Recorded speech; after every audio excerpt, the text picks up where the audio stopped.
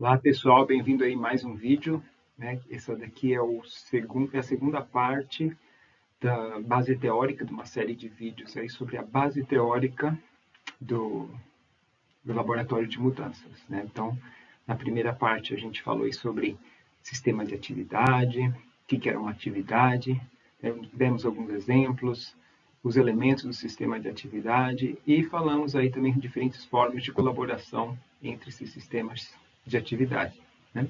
Agora, nesse vídeo especificamente, a gente vai falar sobre contradições, desenvolvimento e a ideia de desenvolvimento expansivo, né? Que o Engström chama aí o ciclo de aprendizado expansivo, as fases dele, né? Que eu vou chamar de desenvolvimento expansivo, para não confundir, porque ele também tem o ciclo onde ele apresenta as ações de aprendizado expansivo, né? Então, o conteúdo aqui da aula de hoje, no vídeo. A gente vai começar falando o que é uma contradição, depois a gente entra nos conceitos aí de movimento, desenvolvimento e inovação, alguns exemplos de contradições, como é possível aí a gente formular hipóteses de contradições e um pouquinho aí sobre o ciclo de desenvolvimento expansivo. Então, primeiramente, a gente precisa falar o que é uma contradição, né? A gente usa essa palavra contradições no nosso cotidiano, só que geralmente, e também esse termo é utilizado em pesquisas também, só que o termo ele é utilizado meio como sinônimo de problema, né? Então a gente fala, não, aqui olha as contradições do sistema, e na verdade o que você tem são geralmente uma lista aí de problemas, falta alguma coisa, ou é uma limitação, ou é um conflito, ou é um dilema, um paradoxo. Então, o que a gente precisa levantar aqui na teoria da atividade e, consequentemente, também no laboratório de mudanças, ele é um conceito específico, né? A gente teve um vídeo anterior que a gente falou sobre a base filosófica que está por trás aí do laboratório de mudanças. A gente tinha falado que eram 3 princípios, né? Relações internas, contradições e movimento, tá? Então, agora a gente vai dar um zoom nesse princípio aí de contradições, né? Então, o que é uma contradição aí nessa filosofia dialética e, consequentemente, aí na teoria da atividade e no laboratório de mudanças? Contradição são forças opostas, são tendências que esse sistema tem, que são excludentes, né? Um leva a oposição, eles estão em oposição e um leva a exclusão do outro, ele leva o sistema em direção opostas, tá? Então, importante colocar aqui que a ideia de contradição ela é algo interno a um elemento, interno ao sistema, né? São forças internas àquele sistema que estão levando ele para direções opostas, tá? Então, não é simplesmente a gente falar, olha, é a falta de alguma coisa. Essa ideia de contradições é que ele é dual, né? Por um lado tem isso, por um outro tem aquele. Isso daí vai levar o sistema a lados opostos, né? Outro ponto é que ele não afeta somente o objeto, que é, por exemplo, a mercadoria, o produto que a gente está produzindo, mas ele afeta todos os elementos do sistema de atividade. O próprio sujeito, as regras, as ferramentas que a gente usa, o objeto também, né? E é importante colocar aqui que ela não é uma propriedade temporária, mas a contradição faz parte da essência de todos os elementos, do que eles são, né? A gente não consegue retirar a contradição, não, agora acabou a contradição. Ela vai continuar ali. Por quê? Porque a ideia básica, a pressuposição, é que os elementos são formados por forças opostas, tá? Então, isso leva à ideia de que o sistema ele vai estar sempre em contradição, né? Então, uma vez que você resolve uma contradição, uma nova contradição ela vai surgir. Por quê? Porque todos os elementos eles têm contradições, né? Isso aqui vai nos levar ao conceito de movimento, desenvolvimento e inovação. Então, movimento é esse processo aí constante de resolução de contradições, né? Então, como a gente falou aí no vídeo sobre a base filosófica, o movimento é simplesmente que existem coisas, processos, que as coisas estão se mexendo, ou estão ocorrendo, ações, processos, práticas, não é só isso. Ele quer dizer uma mudança também qualitativa, ou seja, que algo nasce, se desenvolve e morre. Algo tem começo, meio e fim. Então, tudo está em mudança, tudo é um fluxo constante de mudança. Essa é a ideia aí da base filosófica, né? E o movimento, ele é impulsionado por contradições. Tá? Então, tudo está em constante movimento, tudo está nascendo, desenvolvendo e terminando, morrendo. A gente falou aí no vídeo, aí, os impérios, eles surgem, eles se desenvolvem e acabam caindo. Podemos aí falar também espécies, né? Animais, mesma coisa, né? Então, as contradições é o que move isso. E aí vem o conceito de desenvolvimento, que o desenvolvimento é um tipo específico de movimento, ou seja, é esse processo aí constante de resolução de contradições, só que ele é direcionado, ele vai em uma determinada direção. Né? Então, lembrar isso que desenvolvimento, ele é resolução de contradições que existem num sistema. Tá? E aí eu aproveito e falo também o conceito de inovação, que, obviamente, a palavra inovação ela é algo novo. O que é novo, ele pode ser novo para um grupo de pessoas e não necessariamente para outro, mas a ideia de inovação é que é um elemento novo que ele é adicionado no sistema, pode ser uma tecnologia, um novo método, uma nova forma de organizar, etc., que ela visa resolver uma contradição. Então, por trás de uma inovação, porque algo novo ele surge para resolver uma contradição que tem no velho. Então, essa é a ideia de inovação. Então, inclusive, adiantando um pouco, se você fazer uma análise de uma inovação, você vai poder entender as contradições, ou seja, as forças opostas que acabaram levando ao surgimento dessa inovação. Tá? Então, vamos retomar aqui. A ideia é de que tudo está em contradição, né? Todos os elementos em contradição. Uma vez que eu resolvo aquela contradição, eu crio algo novo, mas o novo também vai ter contradições. Aqui vem em mente o caso aí do carro a combustão e o carro elétrico, né? Então, o carro a combustão, ele tinha as suas contradições, né? Suas forças aí opostas, ele conveniente, você pode ter uma mobilidade, porque você tem aí o combustível, mas por um outro lado, você também tem a poluição, tem gases aí do efeito estufa, etc. Aí vem o carro elétrico, só que o carro elétrico também tem as suas contradições, né? Então, uma vez que você desenvolve o sistema e cria algo novo, esse novo também vai ter contradições e vai se desenvolvendo, e essa contradição vai se agravando, até o ponto que você vai ter que novamente criar algo novo. Isso tem uma implicação para a ideia de sustentabilidade no desenvolvimento, porque uma visão não dialética de desenvolvimento, a ideia é que a gente vai chegar num patamar de equilíbrio, onde você não tem mais problema, seria como o Éden, em que você chegou no paraíso e lá agora você só vai ter equilíbrio. Eu vou acabar com as contradições e aí a gente vai ter paz eterna. Né? Então, na visão dialética não existe essa ideia, porque tudo está em contradição. Né? Tem momentos onde a contradição está mais agravada, que seria um momento de crise, ou momentos que ela está menos agravada.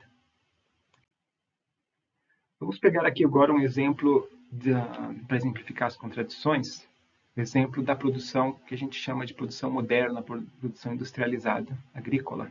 Né? Pegar especificamente aí a produção de suínos. Né? Então, se a gente for pensar antigamente no sistema de produção artesanal, o agricultor produzia todas as etapas do produto, o porquinho ficava solto, o agricultor ele produzia o milho, produzia o alimento, fazia tudo. A produção moderna não, elas são grandes, ele é baseado na especialização, em grandes escalas, na mecanização, na concentração de animais, né? Um uso intensivo da mão de obra e do capital. Né? E esse sistema ele é contraditório. Por um lado, ele é altamente produtivo, ele reduz o custo de produção e otimiza o uso da mão de obra, mas, por um outro lado, ele também, ao otimizar a mão de obra, ele acaba liberando mão de obra e gerando desemprego. Ele acaba, ao concentrar os animais em um pequeno espaço, ele acaba gerando um impacto negativo nesses animais, você concentra a quantidade de resíduos, você gera impactos ambientais. Então, esse sistema ele é contraditório, ele leva a tendências aí mutuamente excludentes, né? Outro exemplo da área de educação, né? Então, a educação ela tem o seu valor de uso.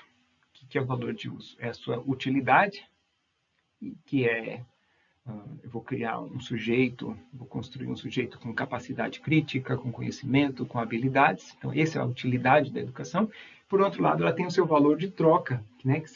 Que esse conceito aí vem de Karl Marx, valor de uso, valor de troca. O valor de troca se refere à quantidade aí de mão de obra, as horas de trabalho que você tem em um produto, né? Que pode ser manifestado ou não aí com recursos monetários. Então, voltando aí à contradição básica, né? Então, Engström, ele trazendo o Karl Marx, ele menciona de que existe uma contradição permanente aí no sistema capitalista entre o valor de uso e o valor de troca, entre essa utilidade de algo e a questão e o seu valor aí pode ser monetário, que ele é de origem do custo de produção em horas de trabalho, né? Um outro exemplo aí na área de saúde, para o médico, um paciente ele é contraditório para ele. Ele é, ao mesmo tempo, uma fonte de renda para ele e ele é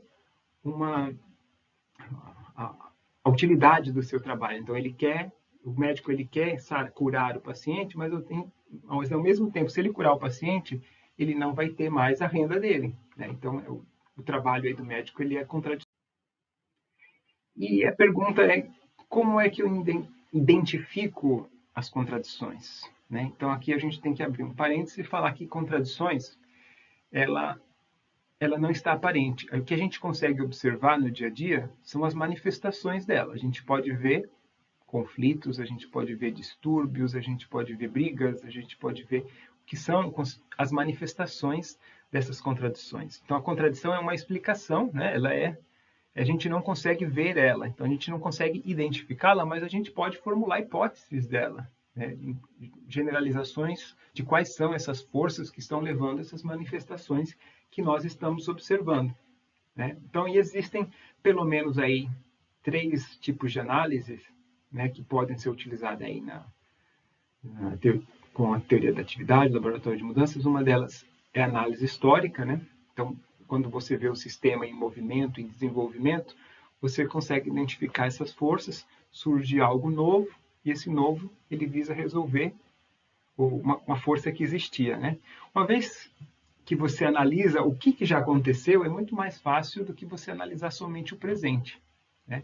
Então, o que se faz no laboratório de mudanças? Se usa análise histórica, que vai produzir uma hipótese bem geral de quais são as contradições, né, uma hipótese abstrata, e depois se faz uma análise de distúrbio. O que é análise de distúrbio? Eu vou analisar eventos indesejados, fazendo tipo de um zoom. Olha, aqui eu tenho um espectro de tempo maior, e agora eu vou fazer um zoom no presente, verificando e tentando identificar, por exemplo, um evento que foi indesejado e o que levou, quais foram as tensões do sistema que acabou levando aquele específico evento. Então, dessa forma, eu vou elaborando, enriquecendo, tornando aquela hipótese que foi criada na análise histórica, ela ficar mais concreta, né? E outro tipo de análise, que é a análise de discurso, né? Que na fala das pessoas, elas se manifestam dilemas, vínculos duplos, conflitos críticos. Quando a gente fala, a gente acaba manifestando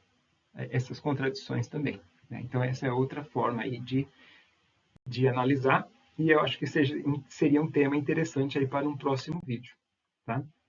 Finalmente, aqui,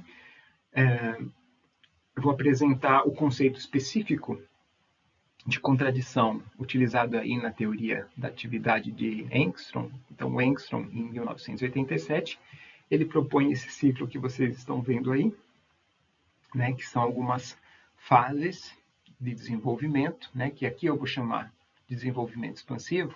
No livro livro de Engström é chamado de aprendizado expansivo. E qual que é a ideia básica? É que uma atividade ela funciona de forma cíclica. ela pode voltar relativamente, como a gente falou, esse movimento, nunca ele é igual, mas você pode chegar a uma situação relativamente parecida com o que era no início, ou seja, quase não há uma mudança aí no objeto. Então, ela pode ser o quê? Repetitivo, um ciclo repetitivo. Esse ciclo pode ser contrativo, vamos dizer assim, não sei se existe essa palavra em português, mas um ciclo de contração, onde o objeto, o que é o objeto que a gente falou no vídeo anterior? É a motivação, é aquilo que a gente está, é o alvo que a gente está transformando em algo. Né? Então, essa motivação pode aumentar ou reduzir. Então, se ela reduzir, o ciclo é chamado de contrativo, e se ela expandir, ela é expansivo. Então, aqui só para dar um exemplo, para relembrar um pouquinho o vídeo anterior, um exemplo aqui da agricultura orgânica, por exemplo. Então, vamos supor um agricultor que produz leite, né? E ele está aí com uma situação de que o preço do leite está diminuindo, né? Que é a contradição primária, né? Valor de uso, valor de troca, e ele decide aí fazer um leite, começar a produzir leite orgânico. Então, qual que é a ideia? Que o leite orgânico, ele tem qualitativamente, ele é mais rico, ele não vai levar somente em consideração a commodity, o leite em si, mas também o meio ambiente, tem alguns conceitos que levam ao bem-estar do agricultor, etc. Então, o que acontece com o objeto? Ele está qualitativamente aumentando, ele está expandindo. E como é que funciona? O que diz essa teoria aqui de Engstrom? Né? Que o primeiro, você tem uma atividade, essa atividade ela tem uma contradição primária, e essa contradição primária ela começa a se agravar.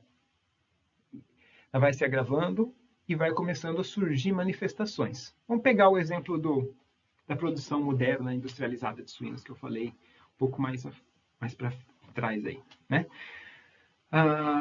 Então, a gente falou que existe uma contradição primária, que ela é altamente produtiva, com baixo custo, etc., mas ela tem um impacto ambiental. E isso daí se manifesta, por exemplo, com a poluição, a eliminação de dejetos, incidentes de vazamento de dejetos de suínos, e acaba levando à poluição dos rios, geração de odor. Então, o que a gente consegue ver? Por exemplo, um conflito entre dois vizinhos, né, que é gerado pelo odor do suíno. Um evento onde o agricultor leva uma multa porque vazou chorume aí da produção aí de porcos, né? A gente pode ver um conflito aí entre os legisladores ambientais, entre os órgãos reguladores ambientais e a agroindústria e os agricultores, tá? Mas o que tem por trás? Tem a contradição aí interna do sistema. Então, a primeira fase desse ciclo é quando a gente tem um estado de necessidade. O que é esse estado de necessidade? Existe a necessidade de mudança, mas as pessoas conseguem continuar fazendo, conseguem, o que a gente diz, empurrar com a barriga, né? A gente consegue manter aí a atividade funcionando. Aí o que vai acontecer? Essas manifestações elas vão se agravando, começa a prejudicar a atividade vizinhas, começa a prejudicar a própria atividade também, ela não consegue mais alcançar as suas próprias, não consegue mais produzir de forma eficiente aí o objeto, né, o resultado desejado, e aí há mudanças nos elementos do sistema. Vamos pegar aqui o exemplo dos suínos, vamos supor que o Ministério Público Estadual do Meio Ambiente chega lá e fala, olha, eu vou multar a agroindústria e eu vou multar o agricultor se não fizerem nada. E agora a gente criou uma nova regra, uma normativa, falando, olha, o agricultor que não tiver um biodigestor de tratamento de dejeto vai ser multado. Isso leva a uma contradição secundária. Os elementos do sistema começam a entrar em tensões.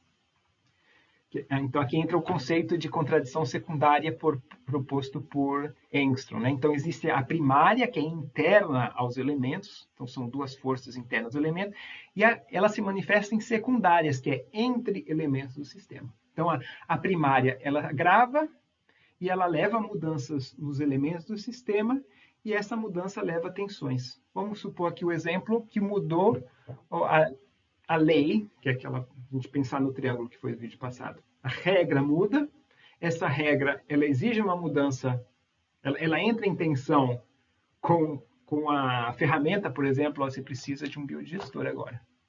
Essa ferramenta que você está utilizando não está de acordo com a legislação, tem uma tensão entre os dois. E aí, a ferramenta que ele tem entra em contradição, entra em tensão com o objeto que ele está usando, né? Então, aqui é uma situação um exemplo de contradição secundária. Então, qual que é a ideia? Que a situação vai se agravando, até o ponto que já não dá mais para continuar. Então, essa situação é chamada de duplo vínculo, que é a segunda fase. Então, o indivíduo já não consegue mais. Por que é duplo vínculo? Ou vínculo duplo, ou em uma situação de impasse? Porque o que você fizer, você vai ser punido. Se você não fizer, você é punido. Se você fizer, é punido. É por isso que ela é chamada de vínculo duplo. Então, nessa situação, a pessoa começa já a correr atrás de soluções. Essa fase ela pode durar vários anos em alguns casos. Então, e aí, exatamente porque entra a ideia de entra o laboratório de mudanças como uma forma de acelerar esse processo, que muito provavelmente ia ocorrer de forma natural, mas ele ia demorar vários anos. Qual que é a ideia? Que com o laboratório de mudanças as pessoas se tornem conscientes das contradições, tanto da primária quanto da secundária, e façam de forma proposital, aí acelere esse processo, esse ciclo ele vai ser acelerado, né? Então, voltando a falar, ele ocorre no dia a dia, você vai ver aprendizado expansivo aí nas atividades, sem laboratório de mudanças, obviamente. Qual que é a ideia do laboratório? Acelerar esse ciclo que vocês estão vendo, tá? Então, a terceira fase, as pessoas, como eu falei, na segunda, o problema fica se correr o bicho pega, se ficar o bicho come, ou então entre a cruz e a espada, né, que é essa ideia de vínculo duplo, ela começa a procurar soluções, aí provavelmente um coletivo aí começa a pensar e se cria um novo objeto, um novo modelo, novos instrumentos, etc. E essa situação aí, que é essa construção de modelo, é a terceira fase. E aí você vai lá e implementa essa nova solução, esse novo objeto e esse novo modelo. E uma vez que você implementa, ele começa a entrar em tensão, o novo e o velho começam a entrar em tensão, né? Que são chamados, essas tensões entre o novo e o velho, ela é chamada de contradições terciárias. Para exemplificar essa contradição terciária, eu vou trazer um outro exemplo de uma intervenção que foi feita na Finlândia na produção de tomate. Então, os agricultores eles tinham uma contradição primária aí, então o preço do tomate deles estava caindo por causa do aumento com a União Europeia, os países do norte com os do sul estavam competindo, e a Espanha, como tem um custo de produção menor, estava entrando tomate com um custo de produção menor lá, e os agricultores estavam entrando numa situação de crise, né, um estado aí de necessidade. E aí foi criado o laboratório de mudanças, eles analisaram a situação e falaram, olha, a gente precisa melhorar a nossa qualidade. Então foram lá, implementaram novas práticas de colheita, de produção, novas variedades de tomates mais saborosas, com uma textura melhor, que o consumidor gostava mais. Foi lá, implementou e foi vender para a cooperativa que comprava. A cooperativa não tinha uma regra. A regra que a cooperativa... Não que ela não tinha regra. A regra que ela tinha não premiava a qualidade. Então, esse novo objeto que entrou começou a chocar com a regra antiga. Então, eles tiveram que envolver a cooperativa e a cooperativa mudar as regras. Então, vamos supor, aqui é um exemplo aqui de contradição terciária. Então, uma vez que essas contradições elas são resolvidas, o sistema aí passa para a primeira, segunda, terceira, quarta, quinta fase, que é de consolidação e reflexão. Então, o sistema se consolida e ele começa aí a se expandir, né? E aí, nesse processo, ele entra em contradições com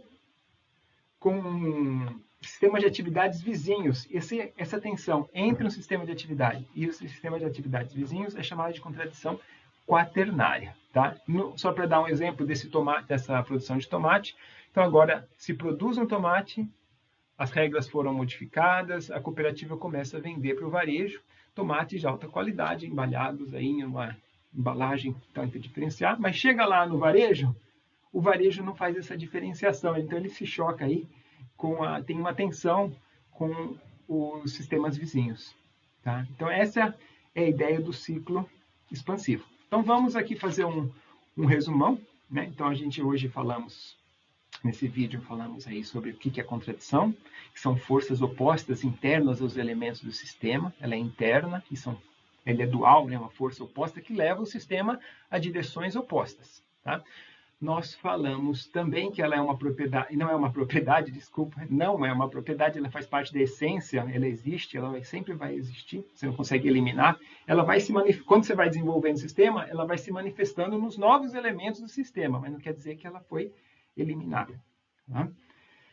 Nós falamos sobre o conceito de movimento, né, que é esse processo essas contradições, ela leva o sistema à mudança, né, essa ideia de mudança, que o sistema está sempre mudando, surge um novo, ele se desenvolve, depois ele morre, surge um novo, desenvolve e morre, isso daí é um movimento.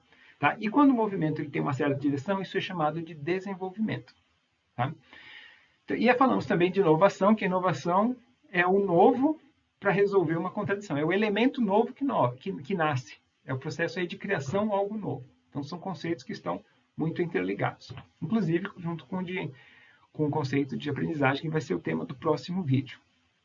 Falamos alguns exemplos, ou vários exemplos aí de contradições, e finalmente apresentamos aqui o ciclo de desenvolvimento expansivo, que ele é chamado de ciclo de aprendizado expansivo, mas eu mudei o nome para a gente não confundir com o ciclo que apresenta as ações de aprendizado expansivo, que tem o mesmo nome.